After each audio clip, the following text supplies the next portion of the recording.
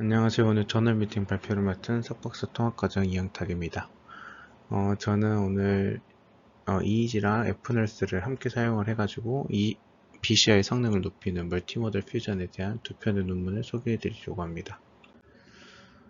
첫 번째 논문 같은 경우에는 Information Fusion이라는 저널에 실린 연구이고요. 임팩트 팩터가 15.5, 굉장히 높은, 굉장히 좋은 저널에 게재된 논문입니다. 그래서 인트로부터 좀 살펴보면 첫 번째 문단에서는 이제 BCI가 무엇인지에 대한 간단한 오버뷰를 하고 있습니다. BCI는 뭐 당연히 뇌파를 가지고 외부 장치를 제어한다 라고 이야기를 하고 있고, 다양하게 이런 뇌신경 신호를 측정할 수 있는 장비들이 있는데 그 중에 EEG랑 FNERS가 굉장히 착용이 쉽고 저렴해서 이런 BCI에 가장 많이 사용된다 라고 이야기를 하고 있고, EEG는 특히 이런 전기적 신호를 가지고 하는 거고, FNERS는 혈류 변화를 측정하는 거라서 서로 다른 특성을 가지고 있고 장단점도 굉장히 다르다라고 이야기를 하고 있습니다. 그래서 이 둘을 적당히 섞으면 좋은 성능을 보일 수 있다. 그러니까 각각의 이런 방식들의 단점을 보완할 수 있다라고 이야기를 하고 있습니다. 그래서 이런 뭐 당연히 이 두 개를 섞으면 좋다라고 이야기는 하지만 사실 서로 다른 데이터를 융합한다는 게 굉장히 어렵다라고 이야기를 하고 있고, 현재는 주로 특징 수준, 피처 레벨에서 그리고 결정 수준이라고 하는 이 디시전 레벨에서의 융합이 굉장히 많이 이루어지고 있다라고 이야기를 하고 있고, 먼저 이 특징 수준, 그러니까 피처 레벨 같은 경우에는 뭐 입력층이나 중간에 레이어들 있잖아요. 아예 인풋에서부터 마치 뭐 예를 들면 EEG가 채널 10개, NRS가 10개라고 하면 마치 20개 채널, 예초에 20개의 채널이었던 것처럼 하는 그런 방법이나, 아니면 레이어 몇 개를 지나서 EEG 피처들, 그리고 FNERS 피처를 이제 중간 단에서 합성한다거나 약간 이런 걸 이제 피처 레벨에서의 퓨전이라고 하고, 이게 이제 좋은 점은 이제 각 정보를 이제 잘 통합할 수 있다는 장점이 있는데, 이게 결국에는 뭐 어느 한쪽이 너무 안 좋다거나 뭐 둘 사이의 연관성이 좀 많이 떨어진다거나 뭐 이렇게 되면은 굉장히 모델 성능에 악영향을 미친다 라고 이야기를 하고 있고, 다음으로는 디시전 레벨 퓨전에 대해서 이야기를 하고 있는데, 이건 이제 한마디로 하면 보팅입니다. 보팅. 그냥 그 특징은 각 모달리티에 따라서 결과를 내놓고 그 결과들을 이제 뭐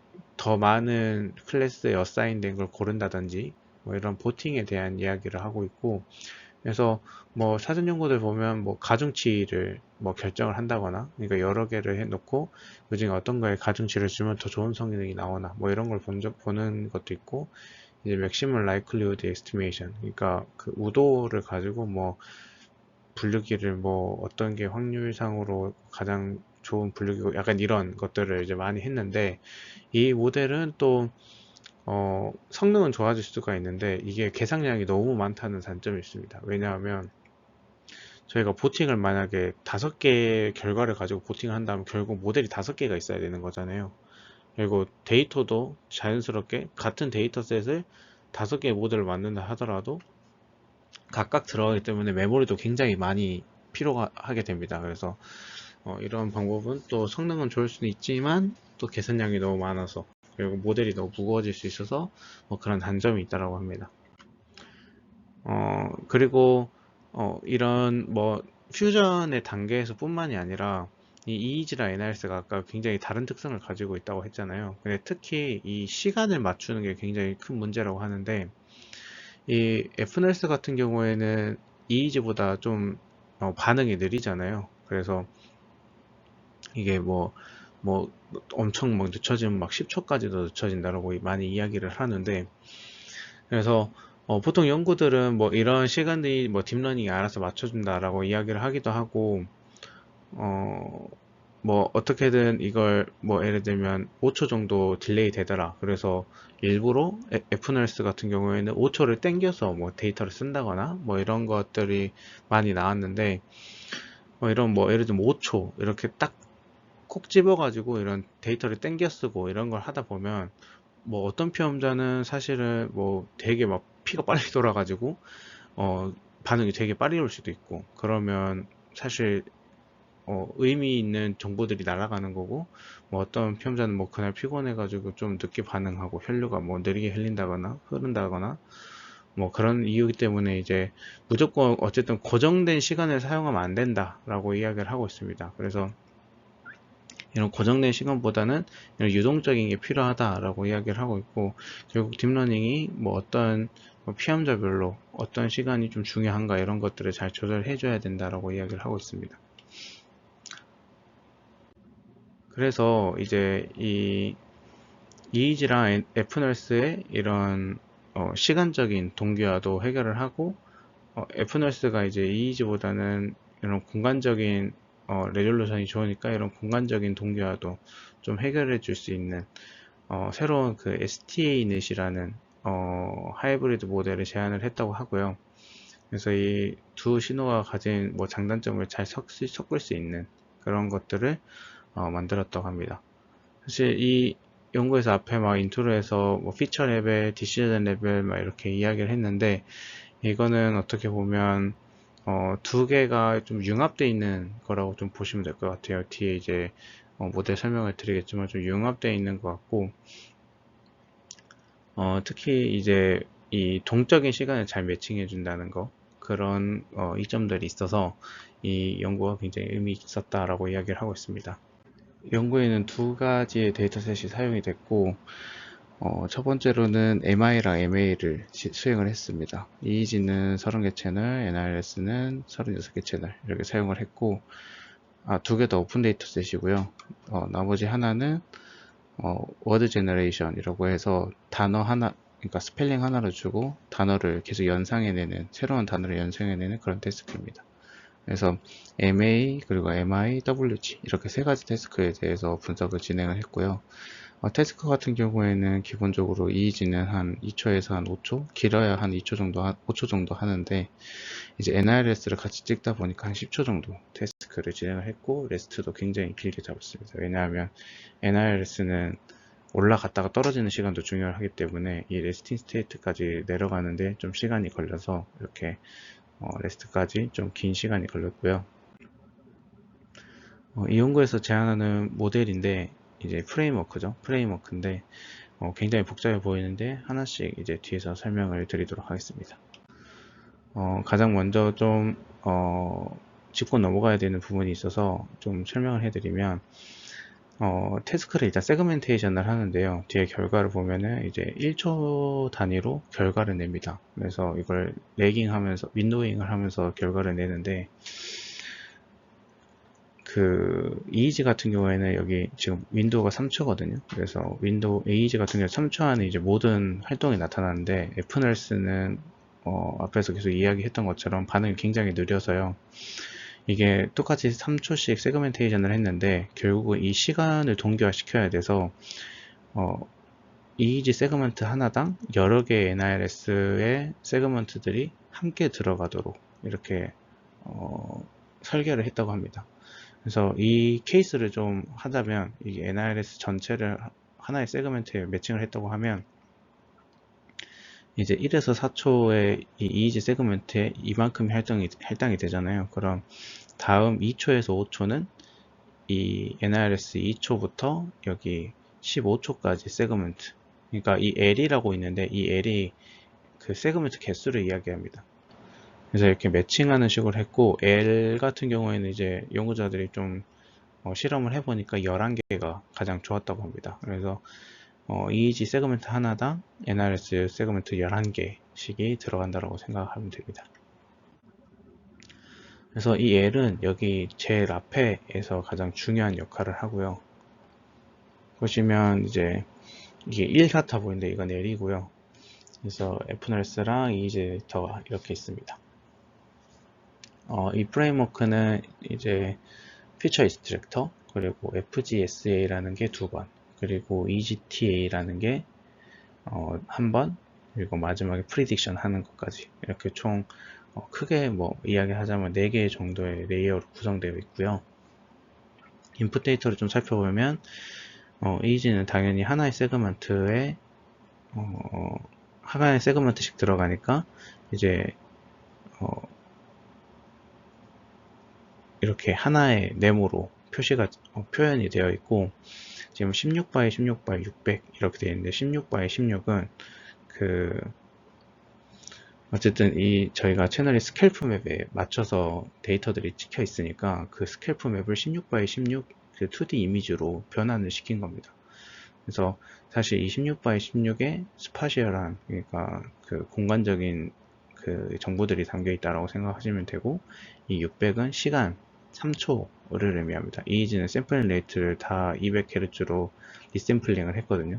하나로 맞춰줬고, 반대로 이제 Fnoise 같은 경우에는 이 L개, 이 이이지 하나의 L개의 세그먼트를 할당받기 때문에 이렇게 여러 개의 네모로 이렇게 표현이 됐고, 16바이 16은 똑같이 토포맵에 맞춰서 이제 이미지화를 시켜준 거고, 30은 이게 타임입니다. 그래서 NIRS는 10Hz 데이터라서 3초 해서 30 이렇게 들어가고요. 그래서 여기 앞쪽에서 피처 익스트랙션을 하게 됩니다. 피처 익스트랙션은 그냥 일반적인 그 컨볼루션 네트워크 사용했다고 생각하시면 되고, 그래서 처음에 스페셜 그 공간 16바이 16 이미지가 이제 8바이 8 이미지로 바뀌고, 타임 구간은 2분의 1로 줄어들고, 이거 마지막에 있는 16은 그 CN에서 커널 개수에 해당하는 그겁니다. 그래서 여기 2를 설명 안 했구나. 이 2는 이제 HbO, 그래서 헤모글로빈 농도랑 탈산소 헤모글로빈 농도, 이렇게 두 가지에 대해서 있는데, 이제 이게 결국 그 CNN의 입장에서 채널에 해당되는 거라서 이렇게 나중에 16으로 이렇게 바뀌는 것을 확인할 수 있습니다. 피처 익스트랙션을 거쳐서 바로 이 FGSA라는 곳에 들어가게 되는데, FGSA 플레임은 여기 있는 것처럼 Fnoise Guided Spatial Alignment, 그래서 결국에는 이 공간 정보를 가미해 준다 라고 생각을 하시면 되고요. 그래서 Fnoise에서 나온 피처맵, 그리고 EAG에서 두 가지 피처맵이 나옵니다. 그래서 이 초록색 같은 경우에는 퓨전을 위해 만들어진 피처맵이고요. 보라색은 이제 EAG만을 위한, 그리고 Fnoise는 이 스파셜 정보를 뽑아내기 위한 피처, 이렇게 세 가지 피처를 가지고, 세 가지 피처가 이제 입력으로 들어오게 됩니다.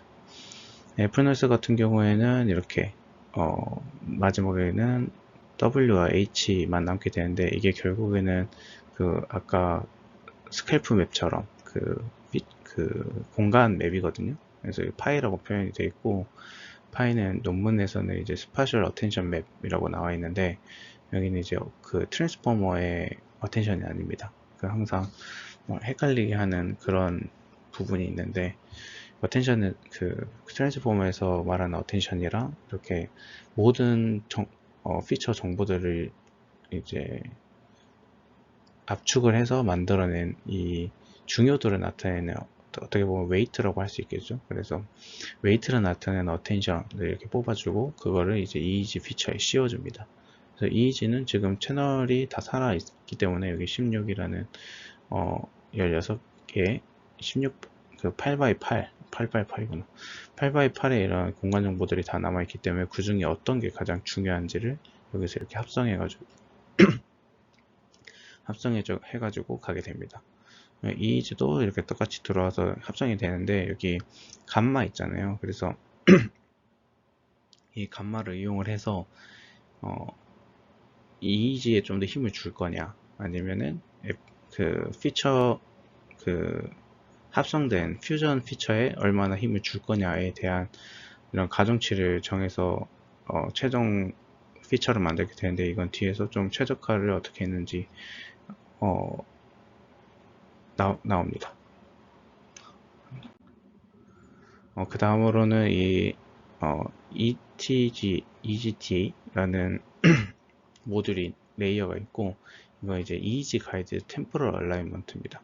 그래서 이것도 좀 확대해서 보면 Fnoise의 데이터가 이렇게 오는데, 여기 L by 4 by 4 by 32잖아요. 그래서 이 L이 그 아까 세그먼트를 앞에서부터 11개거든요. 그래서 이 11개에 대해서 사실 어떤 세그먼트가 시간적으로 중요한지를 모르니까 여기 EEG 피처에서 이제 EEG한테 도움을 받는 겁니다. 어떤 시점이 가장 중요한 시점인지. 그래서 그냥 뭐 번역으로 치자면 이제 여기 트랜스포머가 있으니까 번역으로 치면은 이 FNRS를 EEG처럼 번역하도록, 그러니까 이게 뭐 한국어고 이게 영어면은 한국어로 영어처럼 번역하게 해주는 약간 그런 레이어라고 생각을 해주시면 되고, 그래서 결과적으로는 그 이 FNRS도 EEG의 도움을 받아서 어떤 시간이 가장 중요한지에 대한 정보를 얻게 됩니다.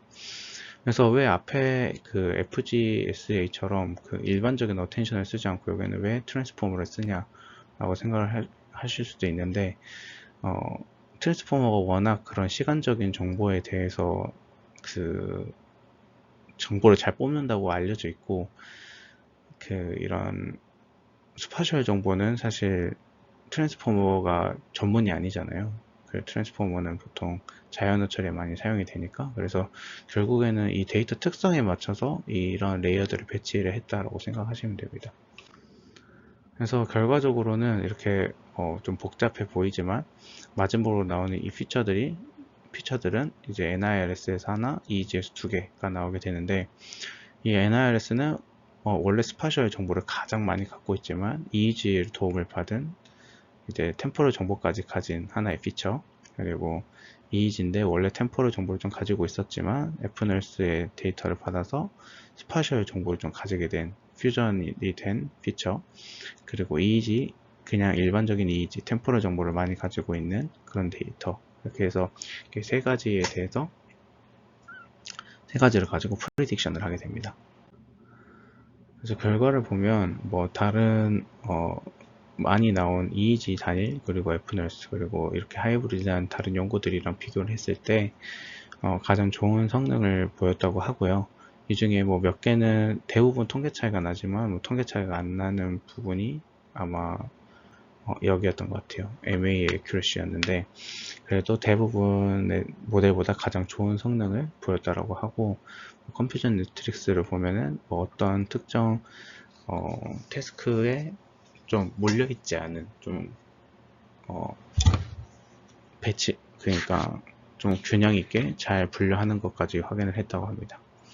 뭐 또 따로 이렇게 같은 데이터 안에서 같은 모델 안에서 단일로 했을 때랑 하이브리드를 했을 때도 비교를 했는데 역시 하이브리드를 했을 때 가장 좋았다고 합니다.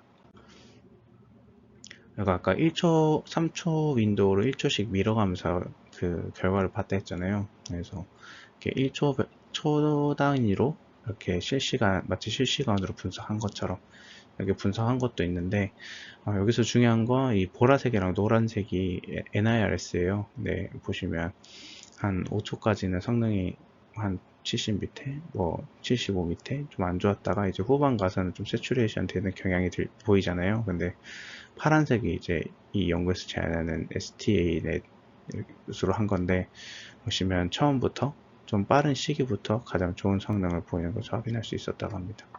그만큼 이제 그 FNRS가 EEG의 시간 정보를 잘 받아서 이 정보가 잘 압축됐다라고 생각하시면 될 것 같습니다. 사실 이거 좀 그 함정이 좀 있긴 한데, 어쨌든 이 1초 데이터를 위해서 뒤에 있는 FNRS 데이터까지 다 끌어와서 썼다는 건데, 그래서 어떻게 보면은 이게 실시간, 그러니까 리얼타임에 적용되기는 굉장히 어려운 그 모델이긴 합니다. 근데 얘도 이렇게 하이브리드 이미 데이터가 다 있는 상태에서 하이브리드를 했더니 좀 좋은 성능, 가장 좋은 성능을 보였다라고 이야기를 하고 있고, 이게 이제 퓨전된 피처랑 FNRS에서 나온 피처랑 그 아까 웨이트로 이렇게 결과를 내게 되는데, 보시면 이 초별로 이 각각 피처들이 어느 정도의 가중치를 가지는 게 최적이었는지를 보여주는 건데, 보시면 원래 상식적으로는 이 FNRS가 원래는 마우스가 안 움직여. FNRS가 이제 1초에서 한 5초까지는 웨이트가 굉장히 낮았다가 뭐 후반쯤 가서 웨이트가 굉장히 높아지는 약간 그런 경향을 보여야 되는데, 지금 보면 굉장히 고르게 모든 초에 대해서 고르게 되는 것을 볼 수 있는데, 이게 결국에는 저 EEG가 템포럴에 대한 정보를 넘겨준 게 이제 굉장히 주요했다라고 이야기를 하고 있습니다. 어디 갔어? 그래서 그 어블레이션 스터디도 한번 해봤더니 이 FGSA랑 EGTA랑 없을 때, 각각 없을 때랑 모두 같이 사용했을 때를 비교하면 모두 같이 사용했을 때가 가장 좋고, 특히 저 EGTA가 없을 때 성능이 가장 떨어지는 걸 확인했다고 합니다. 그래서 사실상 이렇게 하이브리드로 하는데, 물론 스파셜 정보도 중요하지만 결국에는 저 템포럴 정보를 잘 온라인 시키는 게 가장 중요하다라고 이야기를 하고 있고요. 그걸 이제 이 피처맵에서도 잘 볼 수 있는데, 이 TSN으로 이렇게 피처들을 뿌려보면 더 잘 보이는 게, 보시면 이 EGTA가 없으면 애플노스에서 굉장히 이 분포가 약간 랜덤하게 그냥 모든 클래스들이 섞여서 나오는 걸로 나오는 걸로 볼 수 있는데, 결국에는 이 EGTA가 없으면 굉장히 분류에 문제가 생긴다라는 것을 알 수 있습니다. 다른 뭐 FGSA는 없어도 좀 그래도 비교적 그룹핑이 잘 되는데, 특히 이 EEG가 주는 이 타임 온라인 정보가 없으면, 템포럴 온라인 정보가 없으면 성능이 굉장히 떨어진다라는 걸 확인할 수 있습니다. 결국에는 이 연구에서 이야기하는 건 동적으로 이런 매칭이 필요하다, 이런 온라인이 필요하다라고 이야기를 하는 건데, 이 그림이 그 이유를 설명을 해줍니다. 그래서 이게 이제 Y축은 서브젝트들, 그리고 X축은 타임 그 세그먼트인데요. 보시면 이게 색깔이 빨가면 빨갈수록 의미 있는 구간이라는 거고, 그래서 보면은 뭐 일본 피험자는 뭐 한 5초 정도, 다섯 번째 세그먼트 정도가 가장 의미가 있고, 뭐 11번은 여기 3초가 가장 의미 있고, 일부 피험자는 1초부터 의미가 있고, 뭐 일부 피험자는 이 뒷부분이 좀 의미가 있고, 이런 모든 태스크마다 조금씩 다르잖아요. 그래서 앞에서 인트로에 설명했던 것처럼 뭐 예를 들면 3초 당겨야 된다, 뭐 7초 당겨야 된다, 이렇게 딱 고정된 이런 얼라이먼트는 좋지 않다. 그리고 이지가 이런 걸 개입을 해서 피험자별로 좀 옵티멀한 시간을 찾아야 된다. 근데 그게 이제 이 연구에서 제안하는 EGT였나요? 그 타임 온라인이, 템포럴 온라인이 굉장히 중요하다라고 이야기를 하고 있습니다.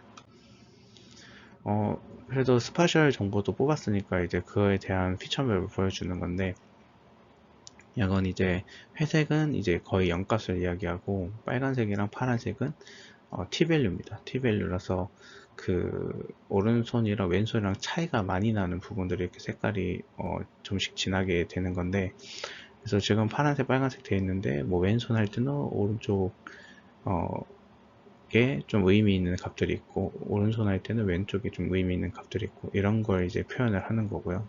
당연히 두 번째 어텐션을 하니까 더 좀 명확하게 보이고, MA도 마찬가지로 이제 MA 할 때는 이렇게 후드 쪽에 좀 의미 있고, 그 베이스 라인에서는 또 전두엽 쪽에 좀 의미가 있어서, 결국 이 두 개의 정보 차이가 그 클래스를 나누는 기준이 된다, 뭐 이런 것들을 보여주고 있습니다.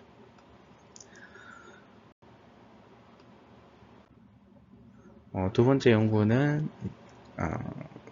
IEEE Transitions on Instrumentation and Measurement에 게재된 연구이고요. 이건 굉장히 짧습니다. 이거 굉장히 좋은 저널인데, 이 논문은 굉장히 단순하고 굉장히 명확한 논문이라서 빨리 진행하도록 하겠습니다. 인트로는 앞에 첫 번째 논문에서 했던 이야기랑 똑같은 이야기를 하고 있습니다. 그래서 PCI가 어떤 것들이고, EEG랑 NRS가 가장 많이 사용이 되는데 각각의 장점을 가지고 있고, 이 장점들이 상호 보완적이다 이야기하고 있습니다. 그래서 이 서로 보완적인 정보 제공하니까 이제 융합하면 좋은데 이게 결국 샘플링 레이트나 뭐 지연 때문에 융합이 좀 잘 안 된다. 그래서 이걸 머신러닝으로 해결하려고 했는데 잘 안 돼서 최근에는 딥러닝으로 많이 시도가 되고 있다 라고 이야기를 하고 있고, 결국에는 이 EEG나 NIRS나 뭐 사람한테 수집하는 거라서 학습 데이터가 적고 피험자도 막 집중해야 되고 막 이래서 결국에는 이 샘플을 적게 쓰더라도 이걸 효과적으로 학습할 수 있는 좀 딥러닝 모델이 필요하다라고 이야기를 하고 있습니다. 그래서 이 연구에서는 이제 그런 모델을 개발했다고 하고요. 데이터셋은 앞에 첫 번째 연구랑 똑같은 데이터셋을 사용을 했습니다. 그래서 태스크도 MA, MI, WG 이렇게 세 가지를 사용을 했고요. 프레임워크는 되게 간단합니다. 그냥 EEG 라이널 데이터 전 처리를 해서 이게 피처 인스트럭션에 들어가서 이걸 콘캐트네이트를 합니다. 결국 이거 아까 이야기했던 피처 레벨의 퓨전이죠. 피처 레벨의 퓨전을 한 다음에 이게 이제 어텐션에 들어가서 시간 정보나 타임 스페셜 정보를 뽑아낸다 라고 이야기를 하고 있습니다. 그래서 어텐션에 들어가서 다들 아시다시피 이제 이거 멀티헤드 어텐션도 사용을 했다라고 이야기를 하고 있고, 이제 다들 너무 자주 들으셨으니까 따로 설명은 안 하겠습니다. 그냥 어텐션인데 멀티헤드를 해서 다양한 정보를 함께 뽑아온다라고 생각을 하시면 됩니다. 결과적으로 이제 보면은 단일로 이렇게 사용을 했을 때보다 하이브리드라는 게 좀 더 좋았다라고 하고, 또 이렇게 다 쓰는 것보다는 이렇게 이 HBR이 디옥시 헤모글로빈, 탈산소 헤모글로빈이고요. HBO가 산소를 가지고 있는 헤모글로빈, 옥시 헤모글로빈이라고 하는데 좀 특이하게도 디옥시 헤모글로빈만 EEG랑 합쳤을 때 가장 좋은 성능을 보였다고 합니다. 조금 저도 좀 의문이긴 한데, 보통은 옥시 헤모글로빈이 이 베리에이션이 더 커가지고 성능이 더 좋은데, 이 연구에서는 좀 이 모델의 특성 때문인지 잘 모르겠는데 탈산소 헤모글로빈을 같이 썼을 때 성능이 가장 좋았고요. 이건 이제 MI 결과고, 오른쪽에 보면은 MI, MA, WG 이렇게 다 썼을 때 확인을 해보면 그래도 이 탈산소 헤모글로빈, 디옥시 헤모글로빈 썼을 때 더 성능이 좋았다 라고 이야기를 하고 있고, 전반적으로 거의 100%에 가까운 굉장히 높은 성능을 보이는 것을 확인할 수 있습니다. 어플리케이션도 해봤는데 이게 이제 뭐 다양하게 해봤더니 가장 큰 영향을 미치는 건 결국 트랜스포머 블락이었다라고 하고요. 트랜스포머 블락이 있고 없을 때가 한 8% 가까이 차이가 났다고 합니다. 근데 결국에는 지금 이 연구에서 제안한 모든 걸 다 사용을 하면 가장 높은 성능을 보였다 라고 이야기를 하고 있고요. 특히 카파 밸류가 굉장히 높아지는 것을 확인할 수 있습니다.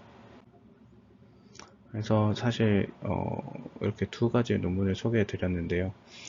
최근에 이제 윤성환 교수님 연구실이랑 이거 하이브리드에서 성능을 높인 연구를 하고 있습니다. 그래서 뭐 요즘은 어떤 식으로 좀 하이브리드를 하고 있나 궁금해서 좀 찾아보게 됐고, 사실 윤성환 교수님 연구실이랑 하는 건 뭐 완전히 데이터를 이렇게 뭐 피처 레벨 그리고 디시전 레벨에서 뭐 합치고 뭐 이런 건 아니고, 지난번에 윤성환 교수님께서 이제 특강 오셔서 말씀해 주신 그 시너지를 활용하는 건데, 그 학습 방법들은 사실 뭐 오늘 소개한 것처럼 뭐 시간 정보를 어떻게 합치고 공간 정보를 어떻게 합치고 트랜스포머를 어떻게 활용하냐 뭐 이런 방향이 아니고, 그냥 뭐 이런 방법 없이도 그냥 성능 뭐 다른 데이터들 잘 학습된 모델들에서 어떻게 하면 피처를 잘 뽑아올 수 있는지만 잘 학습한 애가 있다면, 사전 학습된 게 있다면 시너지를 보여줄 수 있다라는 부분이 있어서 그런 부분들을 보니까 어떤 요소들이 이런 차이를 가져올까 오는 걸까라는 생각이 좀 들었습니다. 어떻게 보면 지금 뭐 공간 정보가 어떻고 시간 정보가 어떻고 이런 건 단순히 저희가 데이터가 너무 부족하기 때문에 이렇게 하는 거고, 사실 그냥 데이터 많으면 뭐 이런 뭐 설계가 다 필요 없는 거 아닌가? 라는 좀 생각도 좀 들게 되더라고요. 그래서 좀